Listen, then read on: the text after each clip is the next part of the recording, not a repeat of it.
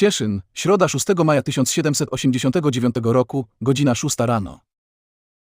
Za murami miejskimi kwitło życie kramy, bramy, gwar karczm. Około 6 rano, na strychu jednego z domów, wybuchł ogień. Drewniane dachy i poddasza niemal jednorazowo poddawały się ogniowi, a wiatr pchał płomienie dalej. Przez 3 dni mieszkańcy bezskutecznie walczyli z pożogą. Płomienie strawiły 276 budynków, w tym domy mieszczan, 13 obiektów publicznych i sakralnych. Spłonęły 3 kościoły, 2 klasztory, gimnazjum, szkoła, ratusz, szpital wojskowy i koszary. Kościół parafialny pozostawiono w ruinie, parafię przeniesiono do kościoła dominikanów.